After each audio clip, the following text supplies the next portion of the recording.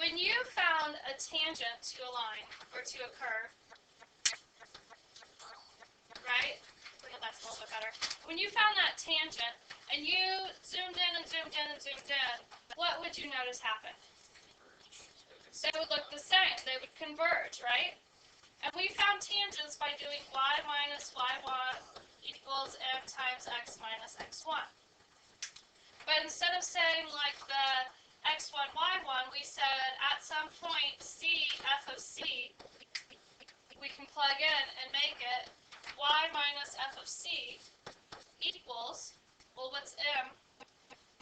F prime of c times x minus c. Okay? So this is just that tangent line, and then I could add this over.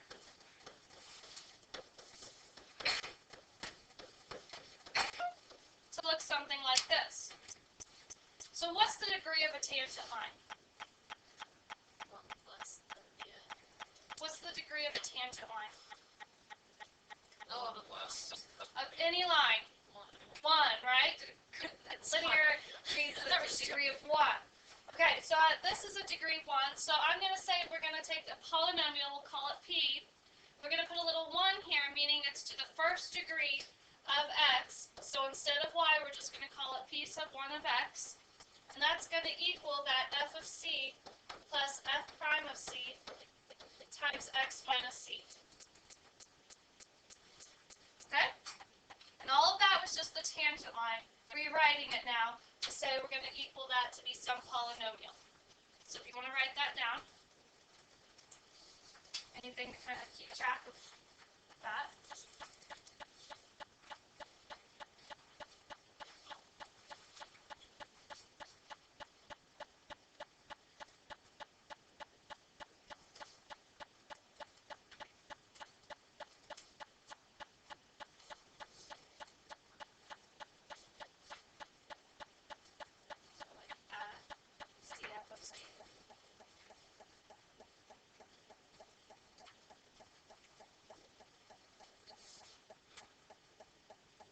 Subscript 1 just means that it's first degree.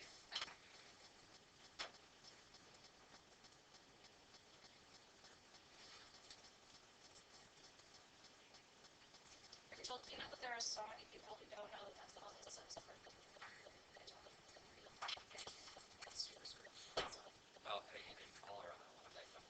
Okay. Oh.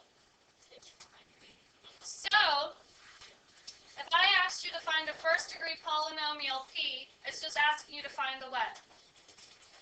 The tangent line. Okay, so here it's going to be centered where? Centered at c equals 8. So we're going to find the tangent line. So when I go like out to 1, 2, 3, 4, 5, 6, 7, 8 here, whatever's going on when I find the tangent line, I'm centering it to look the same around x equals 8. Okay? So let's go find that tangent line.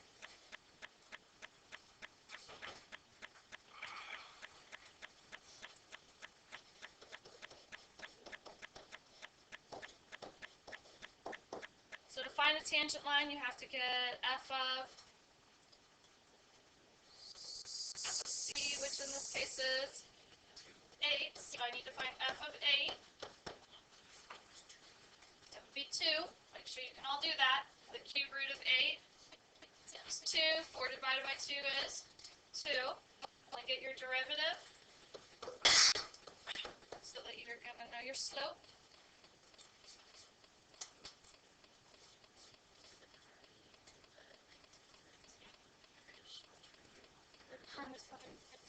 So you remember that story you told us about Mr. Reeves and McCaffrey coming out to lunch and waitress definitely found that online. Oh, you did? Yeah, like some bartender. I forget you told me that forever ago.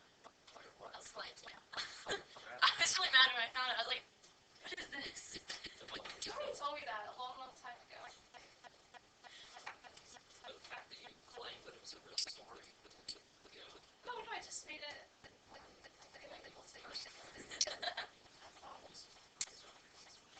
You thought it was a real story? Yeah, I definitely thought you meant like that's what you said. No,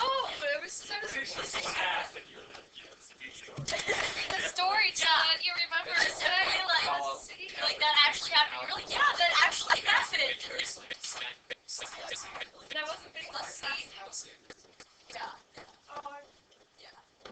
Yeah, it was kind of like Mo and Sheriff telling us that they were half brothers in 6th grade, and then finding out that they lied. I was so convinced they were. All right. Yeah. So did you guys get this for your derivative? Yeah. So then I need to go find f prime of 8. And what do we get out? Negative 4 over 3 times. What's easier to do first? 8 to the 4th and then cube root it, or 8 cubed and then raise it to the 4th? Yeah, so 8 cubed would be 2. 2 to the 4th is 16. And I'm going to cancel these out before I do anything. So I'll get negative 112. So then I can say that that's going to be y minus 2 equals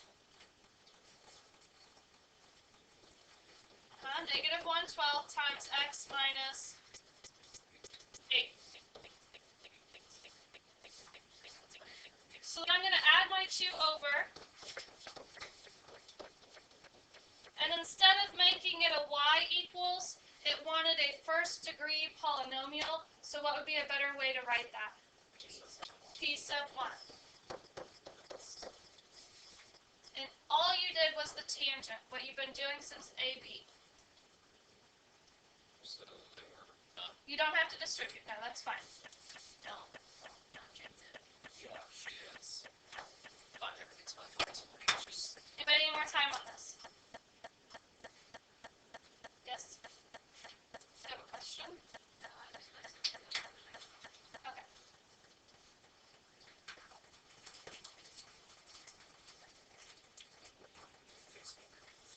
Yeah.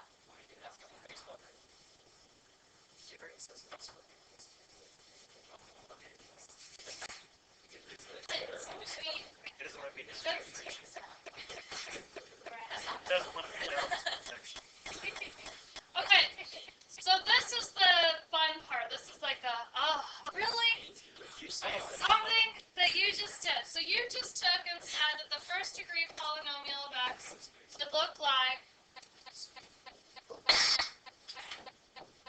f of c plus prime of c times x minus c, right? To the first. What you didn't know was there, it's always been hiding on you. Okay? Is this.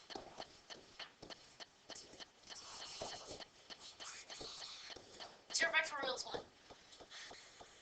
0 factorial is 1. Then, yes, let's do this first. Alright. So I have this, so what's everything to the 0? 1, 0 factorial is, so that's actually just c. Okay?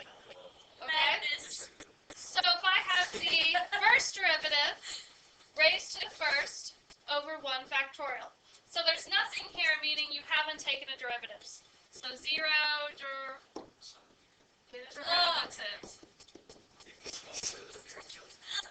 Right? 2. Oh, it's on my binder now. You're okay. Is it like a moth? I don't know. I'm definitely afraid of bugs. Oh, come on. Let's go away. Come on. Let's go. We're gonna give it to her. There's probably like bug poop on my binder now. Serious. Okay, guys. Stop. Stop.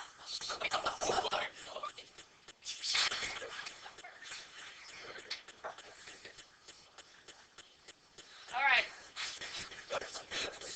So, if I wanted to find a second degree polynomial, Oh, we would plug in. what's the pattern? I would need to now take the second derivative, raise it to the second, and divide by 2 factorial. If I wanted to find a third degree, what would I add?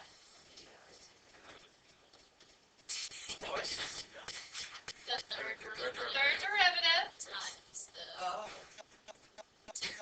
third. x minus c to the third continued this out forever and ever and ever. We said when we had a linear approximation to something, and we zoomed in, we saw that they were the same, right? Yeah. So what would happen now, instead of just being linear, if it's now cubic, third degree, what's going to happen to this graph? Is it going to converge maybe a little bit more? Yeah. Okay, so it can get closer to the graph than what it was before.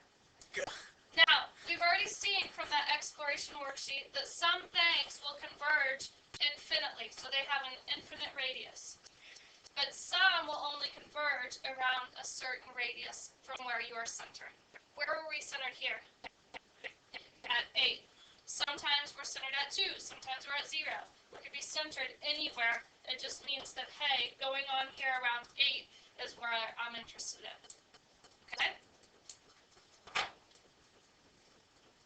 So that's what this is telling you right here. If you always want to put x minus c to the 0 over 0 factorial to the first over 1 factorial just to get the pattern stuff down, feel free. Okay? It won't hurt it whatsoever. I know I did that when I first learned these, just so I could get the pattern. Alright, if you're centered at 0, this is called a Maclaurin polynomial. Yes, because sometimes they might just say, find the Maclaurin polynomial, and they won't tell you where it's centered. So where do you know it's going to be centered? 0. Sometimes they'll say, find the Taylor polynomial centered at 0, though. Okay, same thing. In your group, think of a mnemonic device to remember Maclaurin means centered at 0. Oh.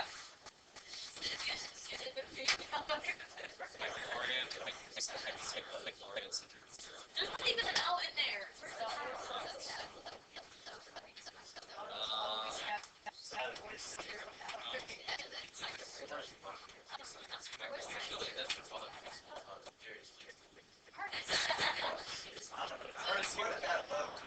Anybody got a good one?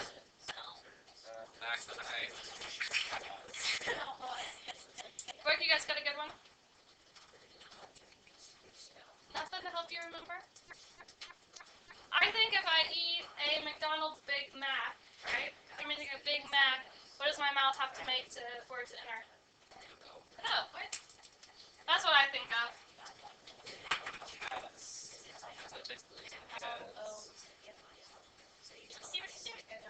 You can stop. Alright, so let's look at this one.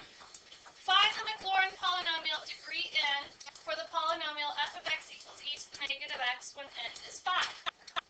So, how many derivatives am I going to end up having to take? 5. So I keep this very routine in what I do. I first start with f of x,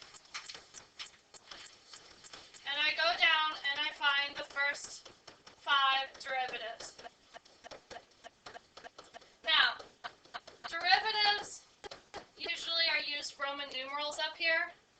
If you use numbers, you're supposed to put parentheses around them, but you won't get counted off either way. I always just drop them off. Okay? So if you want to be really perfect about it, you can put parentheses around them. They're Roman numerals. Never mind. I understand. Oh, preach. I understand. But the first derivative is 1, the second derivative is 2. It's up to you. Alright, so these are easy derivatives. Get them done next 30 seconds. Go.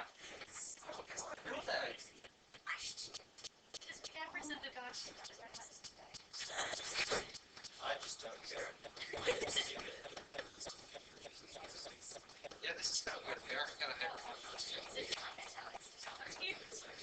I think I thought this was almost calculus, and I can't do it.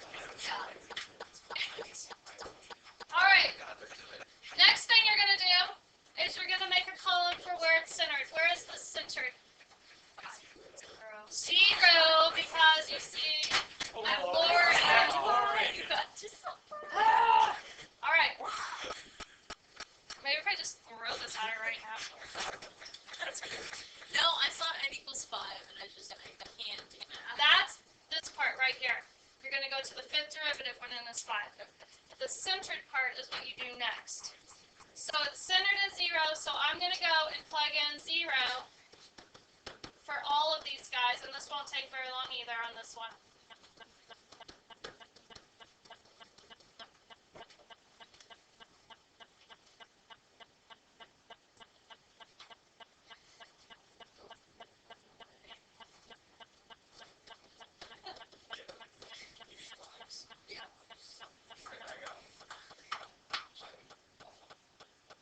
Okay, so that column right there is giving you this piece going on. Can you see that all right?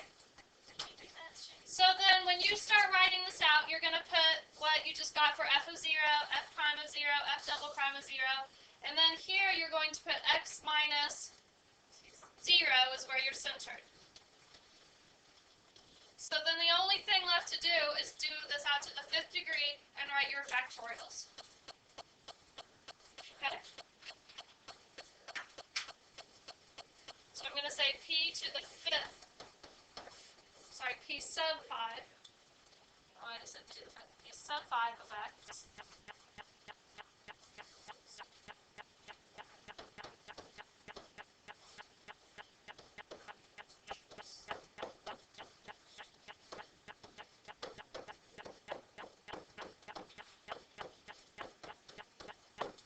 Now, if you want to write out some lines and the patterns, do not hesitate to do so. This would be like me when I first learned it on like my 2nd step. So feel free to like take more time to write what we just put up there. It's up to you how much you need.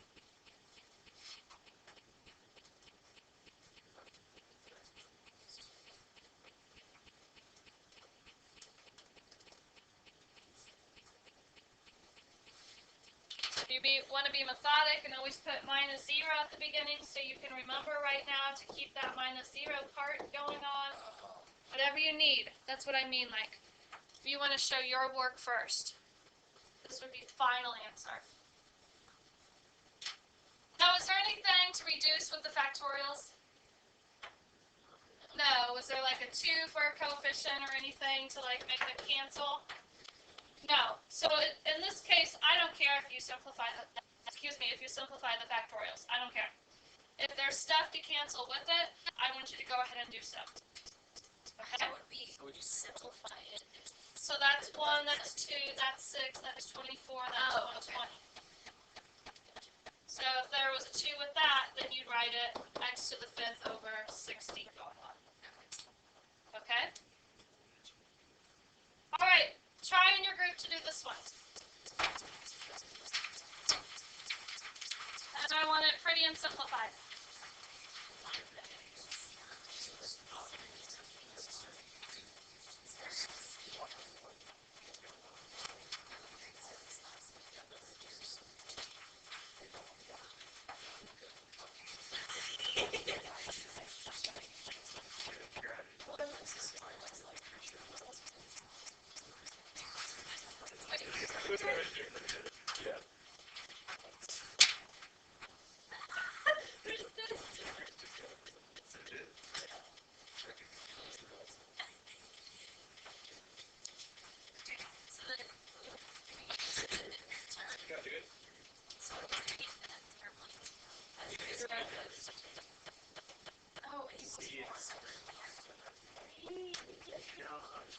Hey, I'll put this on there. Bye.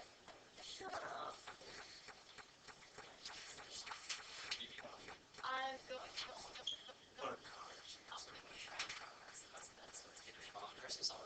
Yeah, it's. And it takes forever. So girls are starting to like try and figure out how to this right now.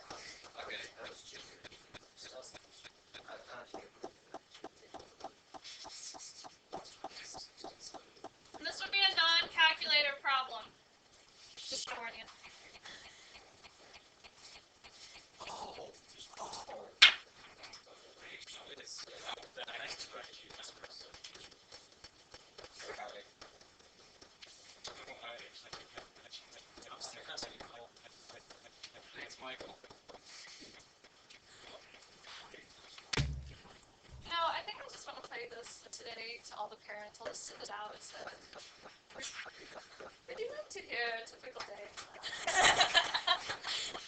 Are you recording? Is it there?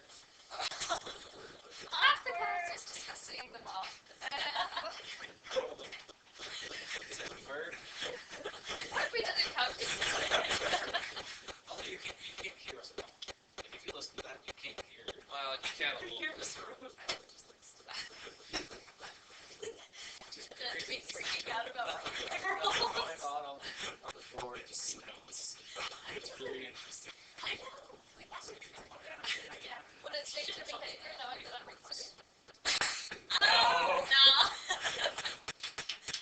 Well, hey, I've done nothing wrong to. My parents are I mean, like maybe I'm a little hyper, but besides that, focusing. see if we can get it to go through. You're just gonna make it go behind. You're just. You're gonna go over this. Yeah. You're like slapped flat. Yeah. No. I was from that. Because I don't slap pause. Okay, so. No. You slap You didn't fall. But our class pet is us.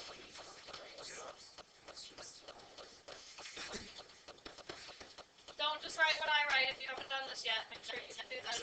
Try it. It's good to do all this little algebra computation stuff. 4 was C. Did he say? No, that's not. Yeah, that's not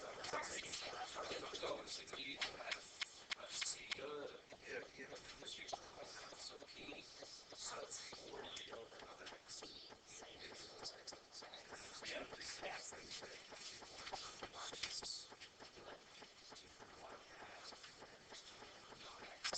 It's just 2 more than others.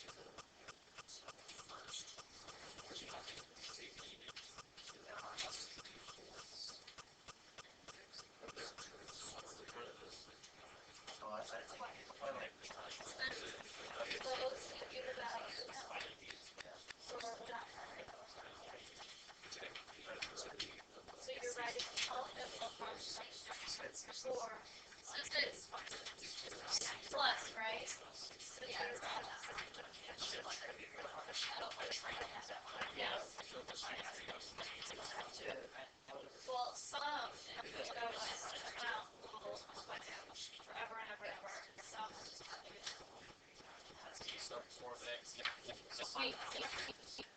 we'll find out which one we want to put in. We'll get to that. Right now, we're just writing them. We haven't even wrote it as a series yet.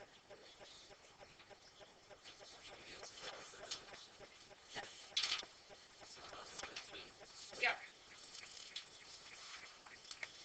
All right. So let's see. We are doing a 4th degree.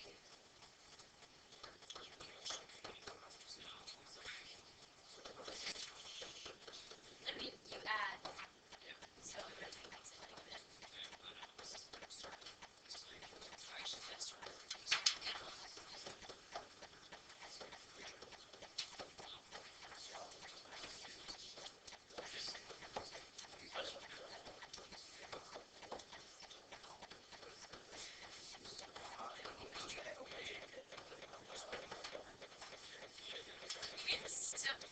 So you still have to simplify that now. Yep.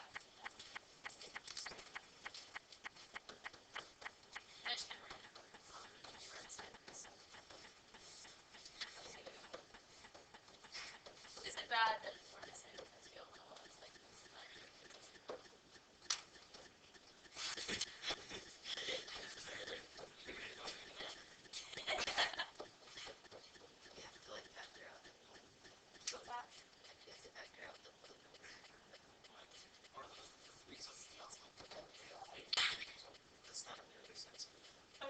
No, I just said this is 3 times 2 times 1, so that would just be 2 times 1, which is 2.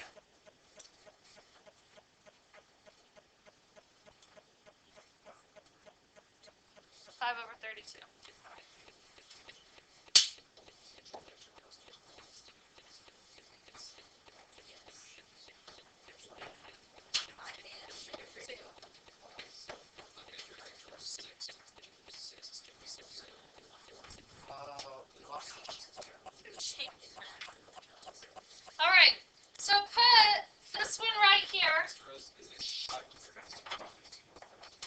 Oh, 5. Yeah, thank you. Okay, so put this one right here into your Y1, and put this one right here into your Y2. And go look at the graphs on your calculator. Centered around where? 2. 2.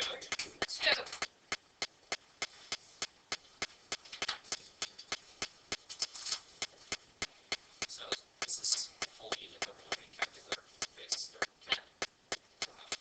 Various. Various. Oh.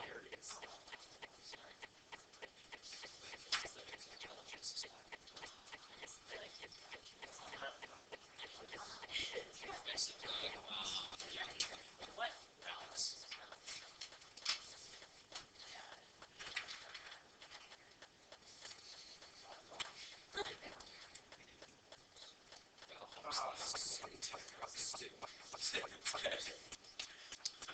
How do we set our up to? You can assume standard look what's going on around 2. Oh, okay. That's fine.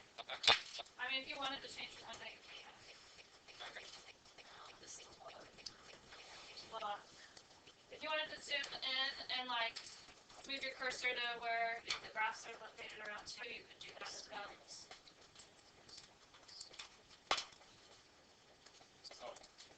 This is the part where I wish they put a base. Right, true.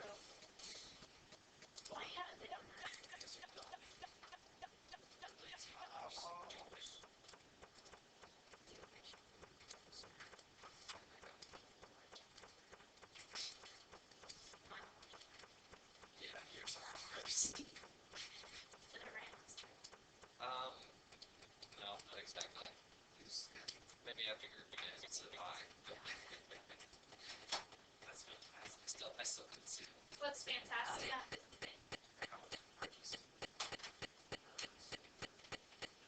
Does it look like it converges for a long time or just a little while? For a fair distance. So do you think if we kept adding on infinite amount of terms here, it would converge forever? Go down. Do you think so? We'll learn how to discover that. Not today. Depends on snow days. Yeah, what All right. before they So does that make sense what this means? Do you see how it's centered around the 2 and then goes out? Yeah. Okay, so let's look at this right here. Ready? Let's look at this. What if I said, is 2 a maximum, a minimum, or neither? Just by looking at this. Or cannot even be determined. That is a Can be determined. Oh, you did take the derivative. Where's the first derivative located? Right there. Somewhere in here. The first derivative would have to be what? 0 to be a max or a min, right? Is it 0? No, if it was 0, what would be happening? You wouldn't even see anything there, right? So is it a max or a min? No. What's the concavity, though? See the second derivative? It's positive, so it's going to be what? Concave up. So if this was 0 and this was positive, what would it be, a max or a min? A min. Right, by that second derivative test? This is something AP would ask you about this. Okay? Or they may say, look, this is 3/8, right? Hold on, Darius. So they may say, hey, what was the second derivative at 2?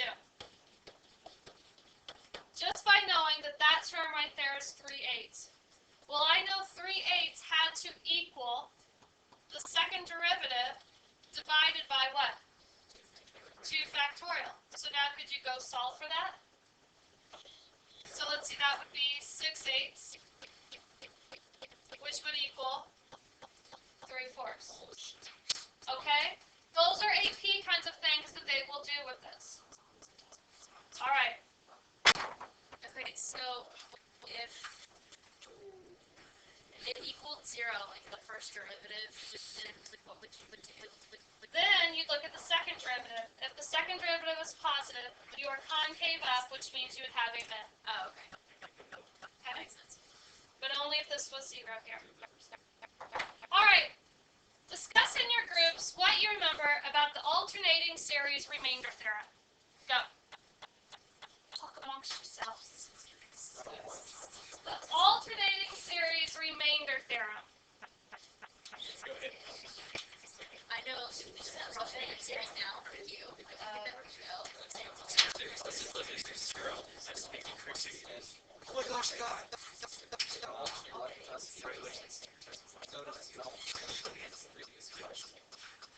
Sorry, I didn't see it.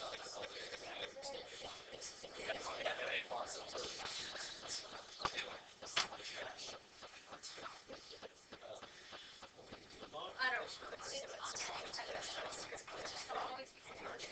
Zach, what can you tell me about the alternating series remainder theorem?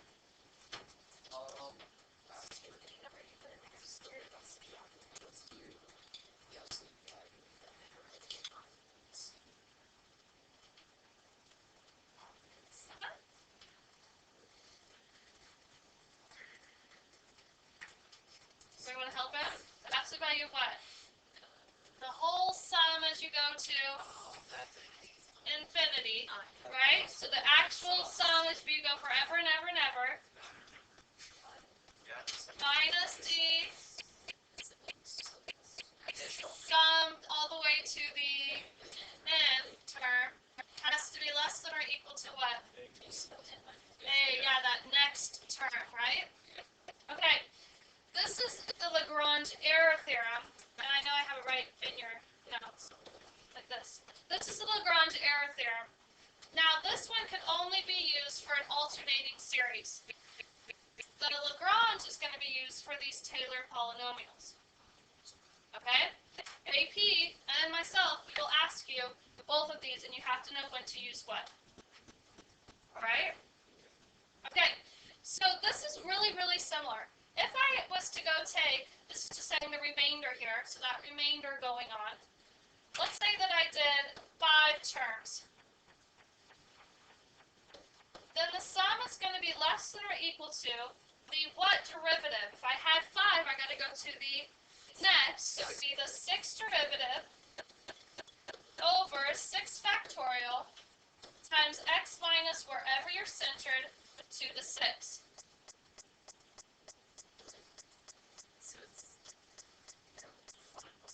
Okay, yeah, good. So let's start with x. X is what you are approximating. So they'll say approximate it when x is 5. Okay? C is where you are, what? Centered. Now, Z is the tricky one. You don't really ever have to know Z. What you have to know is f to the n plus 1 of Z. So this whole thing right here, Z is an input, right? F of Z is an output. So this right here is going to be the maximum output between x and z. Or, there's an or to this, or the max output for the derivative.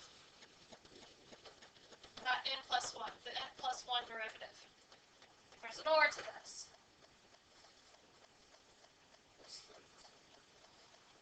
Whatever like this n plus 1 derivative is. Yeah, for whatever that function is going on in that position of that, like whatever that derivative is. So it's a y value. Yes, so this is an output, this is a y value. And AP will let you take it either way. Okay, your book even discusses, I think, somewhere. You don't even have to be as specific as this sometimes. So for instance, let's say that this value right here became the cosine of z.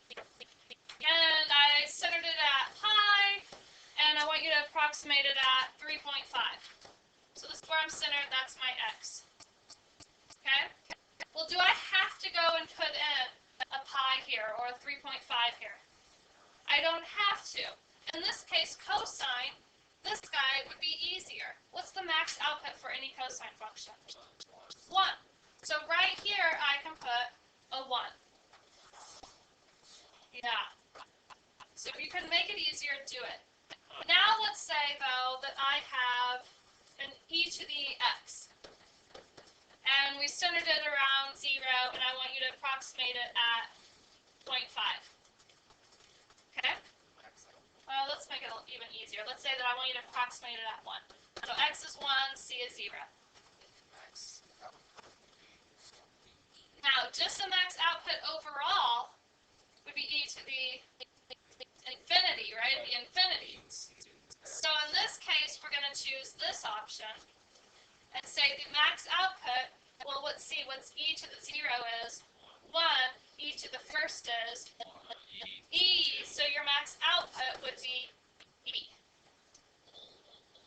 Is that okay? Matt? Which part? Okay. Do you want to try to be more specific? It's part of all of it. Let's see if it helps when we do this next example. Okay? With more specifics. This is just say or max output for the n plus 1 derivative.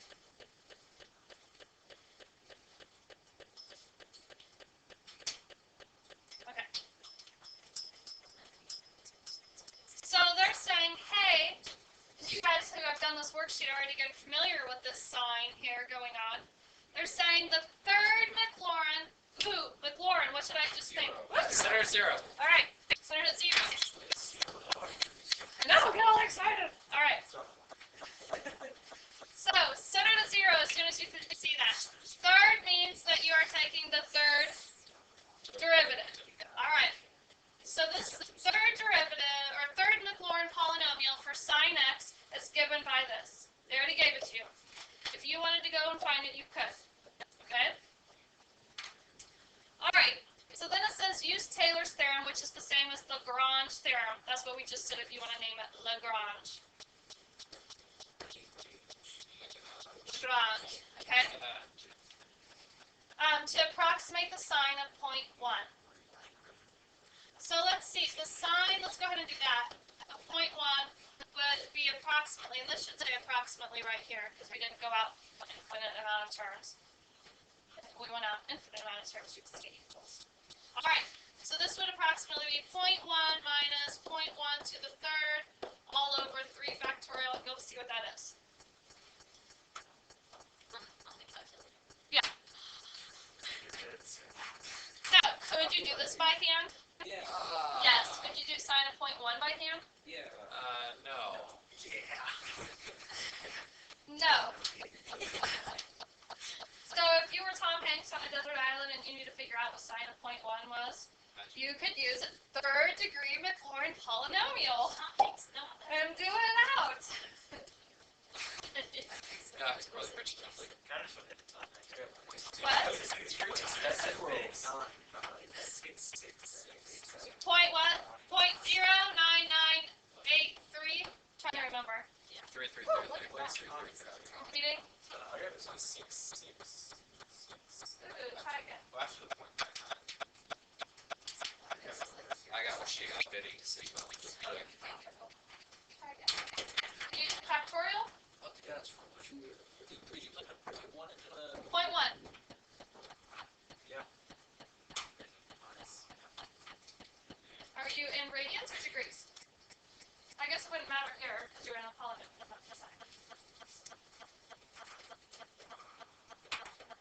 check where you Oh, have. you did sine of 0.1. We're approximating sine of 0.1 by putting it into the polynomial part. There you go.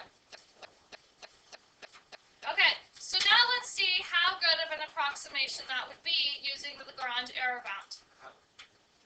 So I'm going to take how many, I need to get to the what derivative, the what term. So if this was the third, I need to get to the fourth, right, for the error. Just like we did with alternating series. We'd have to go to that next term. Okay, so let's see. F of x would be sine x. F prime of x, and I need to go all the way to the fourth we said to see what's going on.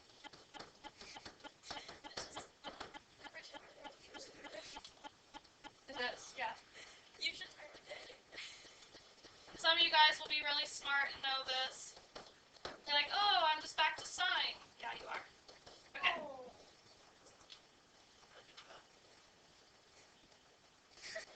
It's okay. All right. So now the error bound, so that remainder of the fourth is going to be less than or equal to sine of z, and I got that from this right here. That would be that fourth degree of z.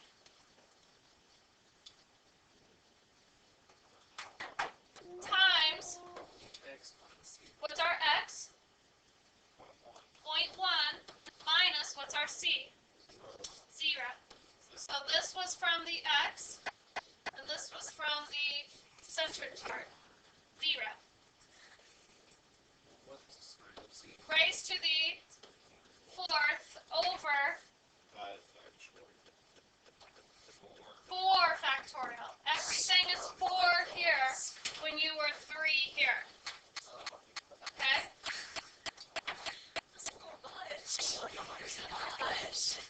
All right. So, we put less than or equal to, what's the max output for sine of z? 1.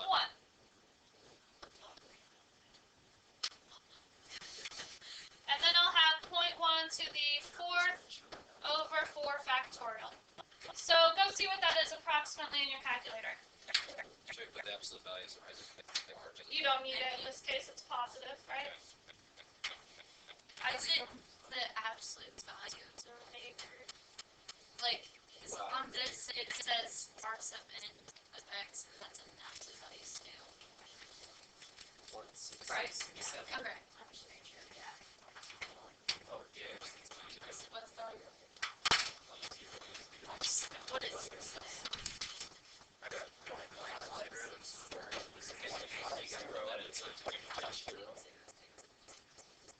All right. So is that a pretty good approximation for sine? It does depend on what you're making. Okay, I think it's pretty good right now. So a lot of times in the AP question, what they're going to say is show that this is less than 1 over 1, I don't know. Right? And then you can say, okay, I did it. Okay? What? 1, 2, 3, 4, 5. Yeah, it is. 1 million. No, I don't know what I put here. Yeah, that's definitely more. I did 10. 10, that's over. Okay, let's do the calculator. What? I'm just not. Yeah, the sine zeros, that's not Oh, I'm just saying. I have, oh my gosh. This right here, I don't know, I just threw some zeros. Okay. This right here is smaller than this. And that's what they're going to say. They're going to put up some, like, show that it's smaller than 1 over 200. And when you go do all of this, you'll get a value that's smaller than 1 over 200. And that's how you would show it. And that's how they like to ask this question a lot. And they're always going to show, like, smaller than blah, blah, blah. Usually, yes. That's how they like to phrase it. Okay? Yes. Yes. Matt? Better? Huh? Did you see all of it now? We're getting there?